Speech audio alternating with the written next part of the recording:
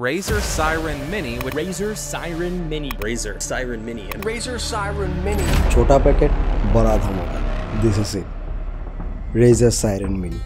तो देखते cute capsule type, অনেকটা like futuristic kind of minimalist একটা ভাইব আছে, কিন্তু ইট ওয়ার্কস লাইক ম্যাজিক। দেখতে ছোট হলো, it's a like power pack. So কাজে কেমন আই থিঙ্ক আপনারা আমার এখান থেকে বুঝতে পারছেন, কিন্তু in this budget it's a big deal.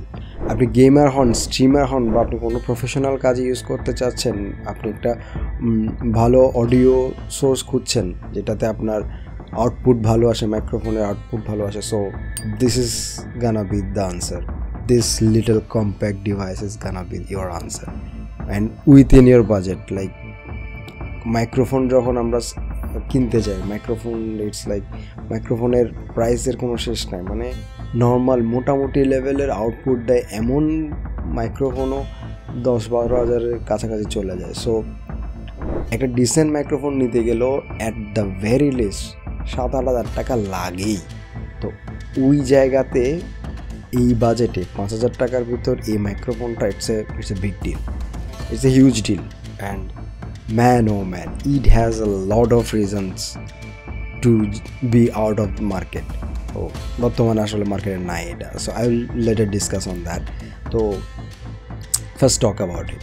তো আমার আসলে যখন থেকে আমি কোনো একটা পিসি শপে যাই বা কোনো একটা টেক শপে যাই কিছু একটা কেনার জন্য, যখনই আমি ওই যে গ্রিন সাইনটা দেখি, ও মাই গড, এই যে রেজারের যে লোগোটা আছে, এটা দেখা মাত্র ইটস লাইক মানে it's like a crush for me, যে when will I get one of Razer product. রেজারের মাইক্রোফোন বলেন, রেজারের আপনার মাউস বলেন, তো এগুলো দেখলেই অনেক অন্য লেভেলের একটা মানে ভালোবাসা কাজ করে রেজারের প্রতি। তো রেজারের ল্যাপটপও আছে, সো ওইদিকে না যাই, but so this is my first Razer product, that's why I am so hyped about it. And obviously you will be also if you find it as useful as I am telling it to you. So okay, let's unbox the mic and let's see what inside. তো এখানের ভিতর আসলে খুব একটা বেশি কিছু নাই, just mic and যে স্ট্যান্ড অনেক হেভি, তো আপনি যখন টিল্ট করবেন তখন আসলে খুব একটা সাউন্ড ক্যাপচার করে না, নয়েজ ক্যাপচার করে না, যেহেতু এটা হেভি অ্যান্ড স্ট্রং। তো আপনার টিল করতে মোটামুটি একটু প্রেশার দিয়ে টিল করতে হয়। So overall it's a very good one with build quality and all. And রেজারের স্টিকার দেওয়া আছে, অ্যান্ড রেজারের সিও সাইন করাও একটা নোট দেওয়া আছে, সো ডাজন্ট ম্যাটার।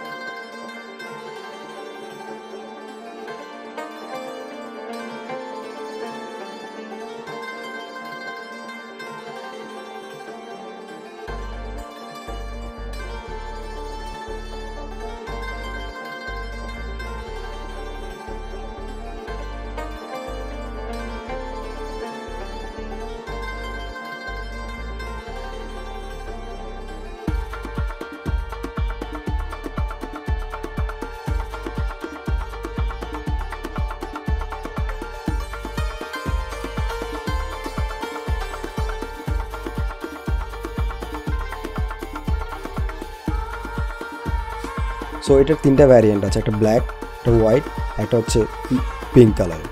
তো ব্ল্যাকটা আমি পাই না, এটা আমার খুব পছন্দের, কিন্তু ব্ল্যাকটা আমি পাই না, আমি হোয়াইটটা নিয়েছি। তো ফর অবভিয়াস রিজন হোয়াইটটাই নেওয়া লাগছে, but it looks very cool, it's look very very cool. But এই কালারটাকে ওরা অবশ্য হোয়াইট বলে নাই, ওদের ব্র্যান্ডিং এটা মার্কিউরি কালার ছিল। যাই হোক, সাম ইউটিউবার্স ক্লেইম এই মাইকটা $500 sure mic SM75B I think, ওইটার মতো সাউন্ড করানো পসিবল। লাইক এই মাইকটা দিয়ে চিন্তা করতে পারছেন, 5,000 টাকার একটা মাইক দিয়ে $500 একটা মাইকের সাউন্ড আনা পসিবল। ইট ডিপেন্ডস অবভিয়াসলি আপনার সাউন্ড ট্রিটেড রুম আছে কিনা and other variables obviously. So if you tweak it properly, $500 sure mic না হোক, but I can guarantee you can get a very decent sound, as you are also hearing me out যে এটার সাউন্ডটা কতটা dissent হইতে পারে 5,000 টাকা রেঞ্জের মধ্যে একটা মাইক্রোফোন হিসাবে। এই রেঞ্জের আরও কিছু মাইক্রোফোন আছে বাজারে, সেগুলো হচ্ছে ফিফাইনের K669B, মাওনো AU S04, আরেকটা মাইক সেটা হচ্ছে HyperX সোলোকাস্ট। তো ওইটার প্রাইসটা এটার চেয়ে একটু বেশি, যদিও তাও কাছাকাছি প্রাইস বলে এটার সাথে মোটামুটি ওয়ার্ল্ড ওয়াইড এটাকে মোটামুটি দুইটাকে কম্পেয়ার করা হয়, কিন্তু প্রেফারেবলি এটাই আমার কাছে বেস্ট মনে হয়েছে বিভিন্ন রিভিউ দেখে।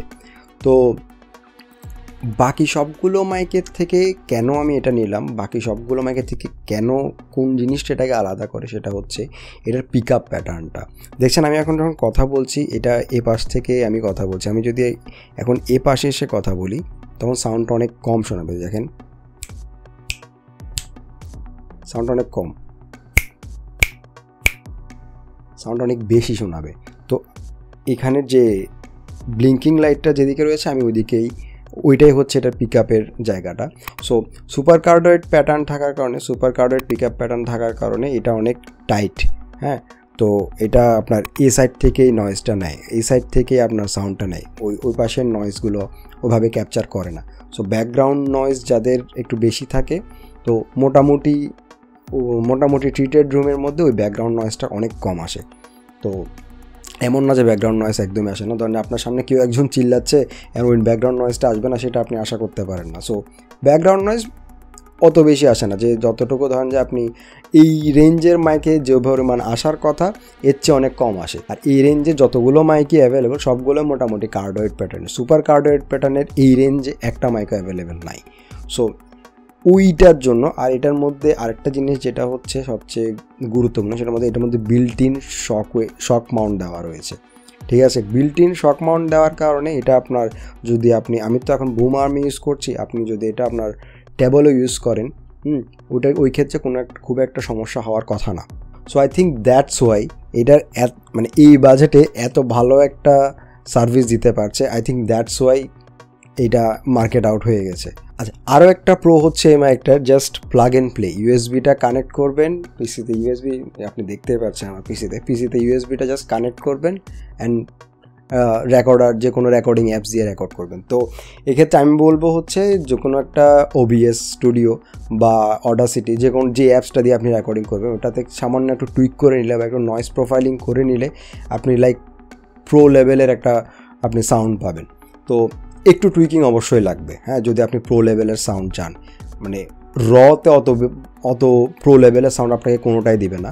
তো আরেকটা এটার সবচেয়ে বড় যে কনটা আমার মনে হয়েছে, মানে এটার যে ড্রব্যাক যেটা মনে হয়েছে সেটা হচ্ছে এটার যে এই যে ইউএসবি কেবল যেটা রয়েছে, ইউএসবি কেবলটা এতটাই ইউনিক। আর হচ্ছে ইউএসবি কেবলটা সি কেবল না, এটা হচ্ছে আপনার USB A কেবল। তো এটা হচ্ছে এটা হচ্ছে এটার জন্যই বানানো।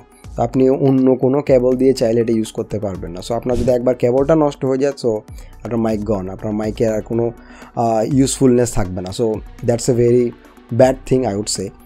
আর আরেকটা ব্যাপার হচ্ছে এটাতে গেইন কন্ট্রোল নাই। তো অবভিয়াসলি আমাদের গেইন কন্ট্রোল অতটা বেশি লাগেও না, কারণ হচ্ছে আমরা একটা ফিক্সড গেইন কন্ট্রোলে দিয়ে রাখি। যদি যেগুলোতে গেইন কন্ট্রোল থাকে ওগুলোতে আমরা একটা ফিক্সড গেইন কন্ট্রোলে দিয়ে রাখি, দেন আমরা ওইটা দিয়ে রেকর্ড করতে থাকি।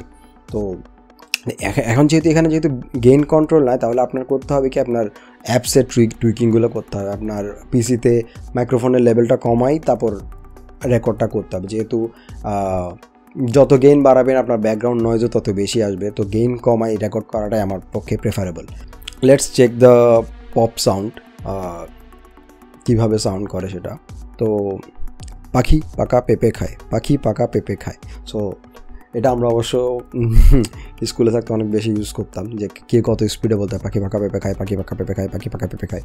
তো এটা এখানেও ইউজ করে দেখছি জাস্ট পপ সাউন্ডটা বোঝানোর জন্য। পাখি পাকা পেঁপে খায়, পাখি পাকা পেঁপে খায়, পাখি পাকা পেঁপে খায়, পাখি পাকা পেঁপে খায়। সো আই থিঙ্ক আপনারা বুঝতেছেন এটার যে পপ সাউন্ডটা কীভাবে নেয়। আমার যদি পপ ফিল্টার থাকতো তাহলে আরও ভালো সাউন্ডটা আসতো, আই হোপ সো।